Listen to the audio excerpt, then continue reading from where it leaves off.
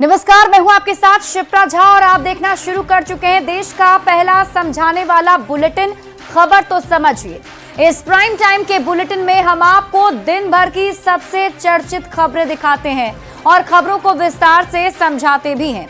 तो आइए जल्दी से आज की 4 बड़ी खबरों को पहले शॉर्ट में देख लेते हैं और फिर आगे विस्तार से खबर को समझेंगे।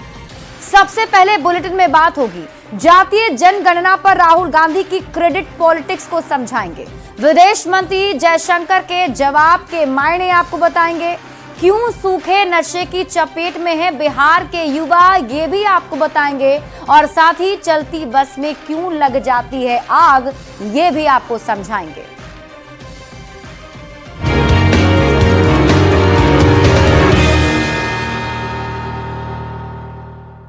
बुलेटिन में सबसे पहले बात, जातीय गणना पर बिहार में पॉलिटिक्स हाई है।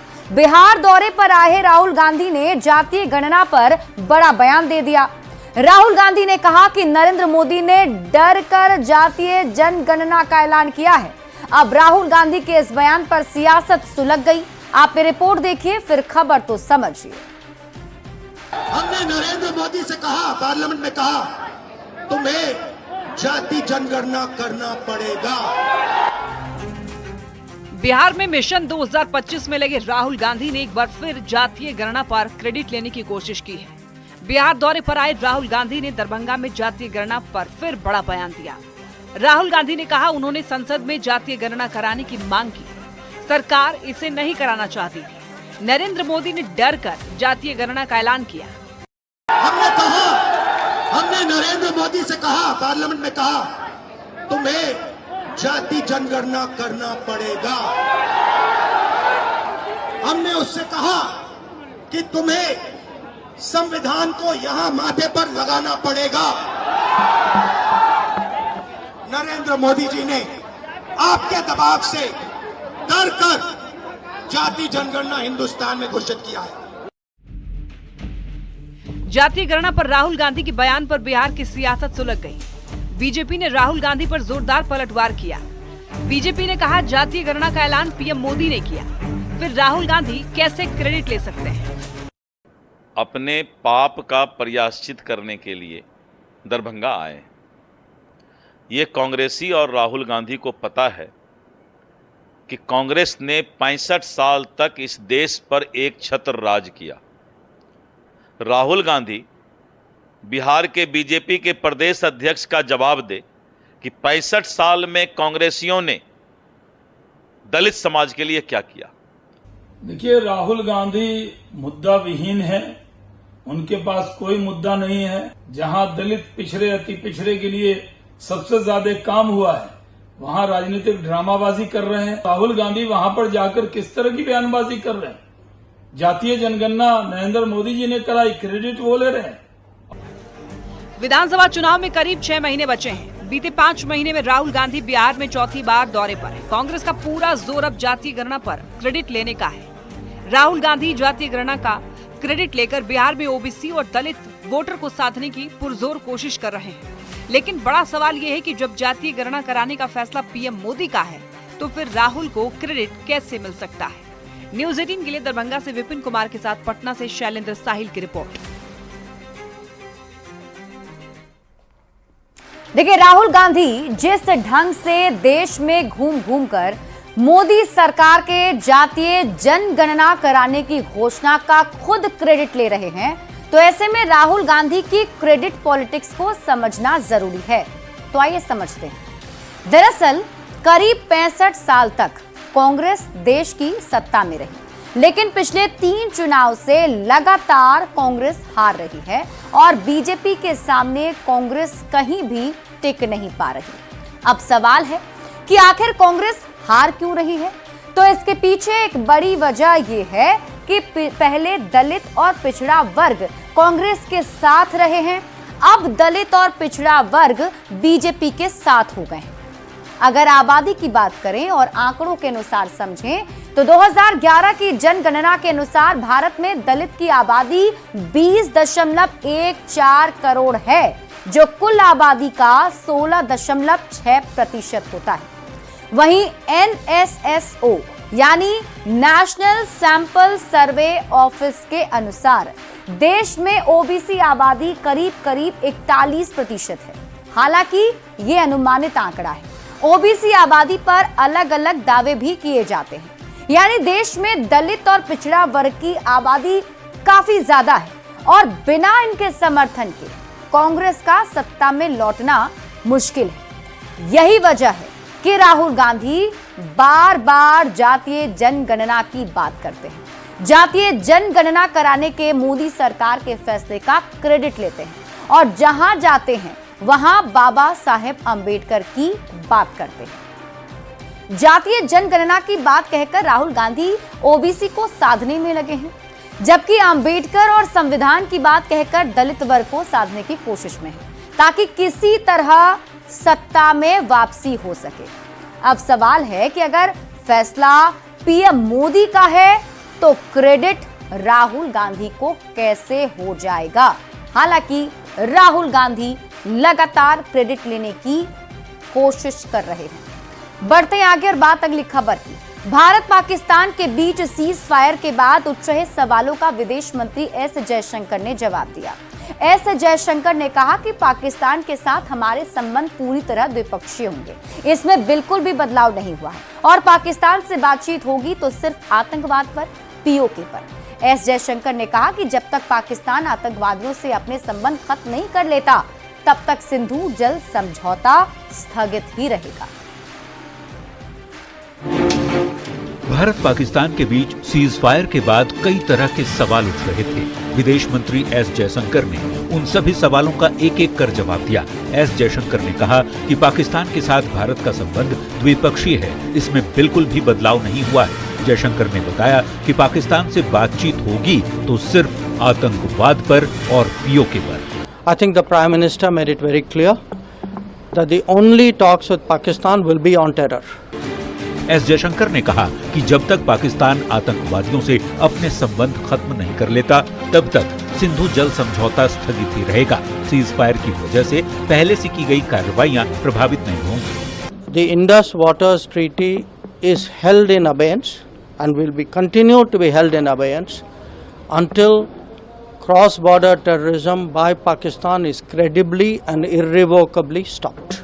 विदेश मंत्री ने ये भी बताया कि ऑपरेशन सिंदूर के दौरान भारत को व्यापक अंतर्राष्ट्रीय समर्थन मिला। आपको बता दें कि सिंधु जल समझौता रद्द होने के बाद से पाकिस्तान बेहद परेशान है। Bureau report, news 18। और अब आइए एस जयशंकर के जवाब को समझ लेते हैं। देखिए, सबसे पहले बात कर लेते हैं आज क्या कुछ कहा गया। पाकिस्तान के साथ संबंध द्विपक्षीय, इसमें बिल्कुल भी बदलाव नहीं है। एस जयशंकर ने इसे साफ कर दिया है। मतलब भारत और पाकिस्तान के बीच जो भी बातचीत चल रही है वो द्विपक्षीय होगा, सिर्फ इन्हीं दोनों देशों के बीच बातचीत होगी, इसमें कोई बदलाव नहीं हुआ है। पाकिस्तान से केवल अगर बात होगी तो आतंकवाद पर होगी, पाकिस्तान से बात होगी तो पीओके खाली करने पर होगी। पाकिस्तान को आतंकियों के बुनियादी ढांचे को बंद करना होगा। इसके साथ ही एस जयशंकर ने कहा कि ऑपरेशन सिंदूर पर हमें अंतर्राष्ट्रीय समर्थन मिला है और साथ ही साथ उन्होंने ये भी बताया कि सिंधु जल समझौता अभी भी स्थगित रहेगा। मतलब ये कि भले ही सीज फायर की डील हो चुकी हो, लेकिन पहले जो भारत ने फैसले लिए हैं पाकिस्तान के खिलाफ वो अभी भी जारी रहेंगे। इसी बीच आपको बड़ी खबर बता दें, भारत पाक सीज फायर से जुड़ी बड़ी खबर सामने आ रही है। मध्यस्थता वाले बयान से पलट गए हैं डोनाल्ड ट्रंप। उन्होंने कहा कि मैंने मध्यस्थता नहीं कराई।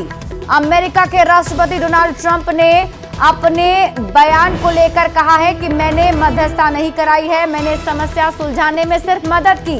भारत पाकिस्तान को संघर्ष सुलझाने का सिर्फ मैंने सुझाव दिया था। तो बड़ी खबर आपको बता रहे हैं। देखिए, भारत और पाक के बीच जो सीज फायर की बात है उसे लेकर अब डोनाल्ड ट्रंप ने क्लियर किया है कि उन्होंने मध्यस्थता नहीं की है।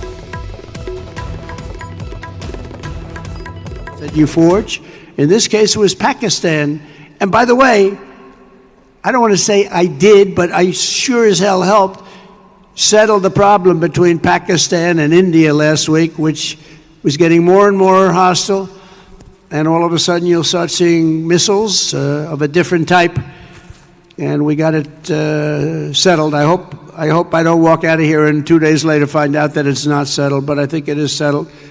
And we talked to them about trade. Let's do trade instead of do war. And Pakistan was very happy with that, and India was very happy with that, and I think they're on the way. You know, they have been fighting for about 1,000 years, in all fairness. So I said, I could settle that up. I could settle anything. Let me settle it up. Let's get them all together. How long have you been fighting? About 1,000 years. Oh, that's a lot. I'm not sure about that. I'm not sure about settling. That's a tough one. They've been fighting for a long time. But we got that settled. Everybody was very happy, I'll tell you. That looked like it was really going to be escalating out of control. But with us today is the first sergeant of the 379th Wing. और अब आप खबर तो समझिए। देखिए, भारत शुरू से यही बात कहता रहा है कि भारत ने पहले ही कहा था कि सीज फायर के लिए पाकिस्तान की ओर से फोन आया, तब तक भारत पहलगाम हमले का बदला ले चुका था। इसके साथ ही भारत ने ऑपरेशन सिंदूर में आतंकी ठिकाने को तबाह कर दिया था और उसके बाद भारत को सीज फायर पर कोई आपत्ति नहीं थी। अब ट्रंप भी कह रहे हैं कि उन्होंने भारत पाक को संघर्ष सुलझाने का सिर्फ सुझाव दिया था, उन्होंने कोई मध्यस्थता नहीं की थी। समस्या सुलझाने में सिर्फ ट्रंप ने मदद की और यही बात आज अमेरिका के राष्ट्रपति डोनाल्ड ट्रंप ने खुद अपने बयान में कहा। यानी भारत जो कह रहा था वही सच है। ऐसे में ट्रंप के पिछले बयानों के बाद जो कंफ्यूजन पैदा हुआ था वो अब दूर हो गया है। बढ़ते हैं आगे और बात अगली खबर की। मुजफ्फरपुर में 1 करोड़ की ब्राउन शुगर के साथ 3 तस्कर गिरफ्तार किए गए। गया से खेप लेने आया व्यक्ति भी गिरफ्तार हुआ है। 3 लाख कैश और 1 कार भी जब्त हुई है। इसके पहले भी बिहार के कई जगहों से सूखे नशे की खेप पकड़ी गई। सवाल यही, क्या बिहार की नसों में सूखा नशे दौड़ने लगे हैं? क्या पंजाब की राह पर बढ़ते हुए बिहार भी उड़ता बिहार बनता जा रहा है? आप ये रिपोर्ट देखिए, फिर खबर तो समझिए।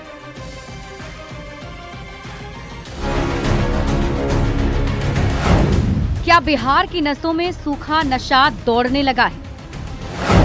क्या पंजाब की राह पर बढ़ रहा है बिहार? क्या बिहार भी उड़ता बिहार बनता जा रहा है? ये सवाल इसलिए उठ रहे हैं कि बिहार में शराबबंदी के बाद सूखे नशे का ऐसा ट्रेंड बदला है कि ड्रग्स का काला धंधा शहरों से निकलकर अब गांव तक पहुंच गया है। हर दिन करोड़ों में सूखे नशे का काला कारोबार हो रहा है। ड्रग्स की जितनी खेप पकड़ी जा रही है उससे कहीं ज्यादा नशे की जद में आ रहे लोगों तक पहुंच जा रही है। मुजफ्फरपुर के काजी मोहम्मदपुर थाना क्षेत्र से आया है, जहां पर ब्राउन शुगर की बड़ी खेप पकड़ी गई है। करीब 1 करोड़ की ब्राउन शुगर जो है वह पकड़ी गई है। बिहार में सूखे नशे का काला कारोबार तेजी से बढ़ रहा है और कहा जा रहा है कि पंजाब की तरह अब उड़ता बिहार बनता जा रहा है। पिछले 3 दिन की 4 तस्वीरें हैं, जिसे देखकर समझा जा सकता है कि बिहार में ड्रग्स पैडलर कैसे नेटवर्क फैला रहे हैं और युवाओं के साथ नाबालिगों की जिंदगी को जहन्नुम बनाने में लगे हैं। 12 मई को मोतिहारी में पुलिस करीब 2 करोड़ की अफीम जब्त की थी, जबकि 14 मई को फिर से मोतिहारी में लाखों के स्मैक के साथ तस्करों को गिरफ्तार किया गया। 14 मई को ही मधुबनी में भी पुलिस ने करोड़ों की कोकीन और गांजा बरामद किए थे और इस धंधे में शामिल लोगों को धर दबोचा था। जबकि मुजफ्फरपुर में 14 मई को पुलिस ने 1 करोड़ की ब्राउन शुगर के साथ 3 तस्करों को गिरफ्तार किया है, जिनके पास से 3 लाख रुपए भी बरामद हुए हैं। तीनों तस्कर मणिपुर के रहने वाले हैं और गया के एक व्यक्ति को ड्रग्स की खेप देने पहुंचे थे। पुलिस ने सप्लाई लेने आए व्यक्ति को भी गिरफ्तार कर लिया है। जब्ती मिली है उसमें ब्राउन शुगर जो डिक्लेयर की गई है DRA द्वारा, वो 1 किलो ब्राउन शुगर है, जिसकी कीमत लगभग मार्केट में 1 करोड़ के आसपास बताई जा रही है। सवाल है कि अगर शराबबंदी के बाद बिहार में सूखा नशा बढ़ने लगा है और बिहार के युवा इसके आदी होते जा रहे हैं, तो ये बहुत बड़ी चिंता की बात है और सवाल है कि इसको कैसे रोका जा सकता है। Bureau report, news 18।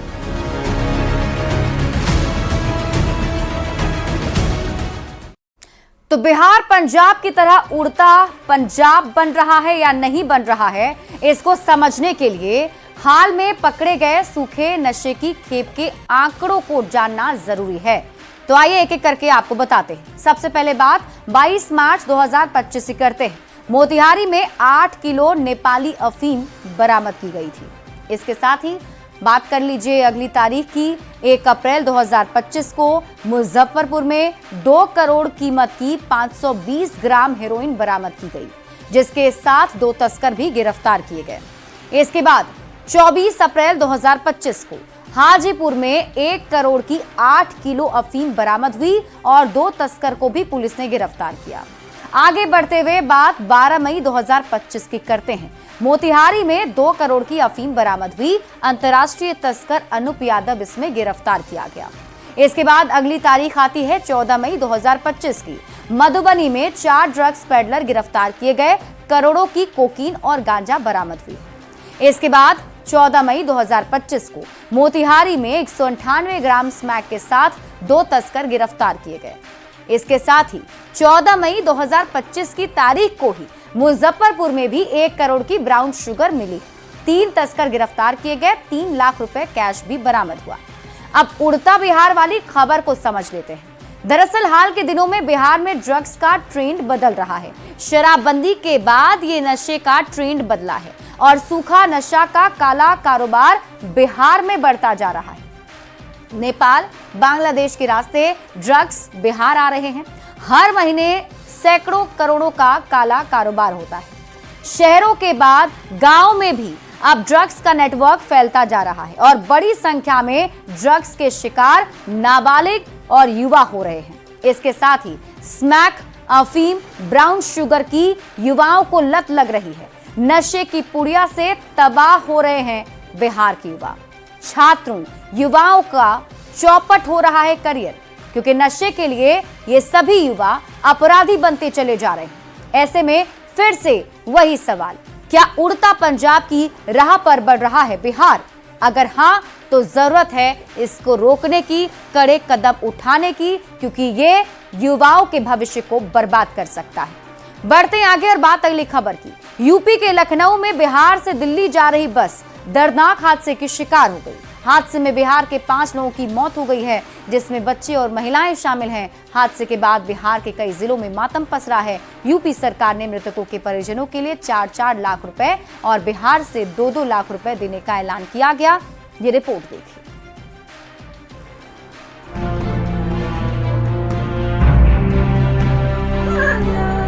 Uttar Pradesh के लखनऊ में दर्दनाक हादसे के बाद बिहार में मातम पसरा है। उत्तर प्रदेश की राजधानी में बेगूसराय से दिल्ली जा रही बस में किसान पथ पर भीषण आग लग गई। आग में झुलसने से 2 बच्चे सहित 5 यात्रियों की मौत हो गई। मृतकों में सभी बिहार के रहने वाले थे। फोन करे बोले कि बस में आग लग गई, मम्मी और खत्म हो गए 2 जने। हमको ससुर बताए। आपके कौन? मेरी मम्मी थी और मेरी बहन थी। हाँ, और साथ में मेरे पापा और मेरे भांजे थे। और मेरी बहन की 3 बच्चे हैं, एक उनके साथ में थे लड़का। लखनऊ में दर्दनाक हादसे के बाद सीतामढ़ी के रूनी सैदपुर प्रखंड के गंगवारा गांव में मातम पसरा है। आज सुबह में हम लोग को फोन आया है कि राम बालक महतो, उसका 2 बच्चा जल करके राख हो गया है। इससे हम लोग पूरे गांव में मातम छा गया। बेगूसराय का एक युवक भी इस दर्दनाक हादसे का शिकार हो गया। मुफस्सिल थाना क्षेत्र के सांक तरैया के रहने वाले मधुसूदन कुमार की इस हादसे में मौत हो गई। बेगूसराय से दिल्ली के लिए प्रत्येक दिन यहां से बस जो है चलाई जाती है। अभी हम उसी एजेंसी पर खड़े हैं जहां से बस खुलती है। मिली जानकारी के अनुसार बेगूसराय के भी एक व्यक्ति की मौत हुई है। हालांकि प्रशासन की ओर से अभी इसकी कोई पुष्टि नहीं की गई है, लेकिन जो बताया जा रहा है कि मधुसूदन नाम है उसका और उसकी मृत्यु हुई है। अभी हम आपको दिखाने की कोशिश कर रहे हैं यहाँ, चूंकि हादसे के बाद इस एजेंसी पर स्टाफ को रहना चाहिए था, लेकिन जो स्थानीय लोगों के द्वारा जानकारी दी गई है, यहाँ से सारे के सारे स्टाफ फरार हैं। सीएम योगी ने लखनऊ में बस हादसे को लेकर संज्ञान लेते हुए जांच का आश्वासन दिया है और मृतकों के परिजनों को सांत्वना दी है। हादसे में मारे गए लोगों के परिजनों को प्रशासन ने आर्थिक मदद का ऐलान किया है। परिजनों को 4-4 लाख रुपए दिए जाएंगे। न्यूज 18 के लिए समस्तीपुर से मुकेश कुमार, बेगूसराय से संतोष कुमार और सीतामढ़ी से राकेश कुमार की रिपोर्ट। और इसी के साथ इस बुलेटिन में अभी के लिए बस इतना ही। आप देखते रहिए न्यूज 18 बिहार झारखंड।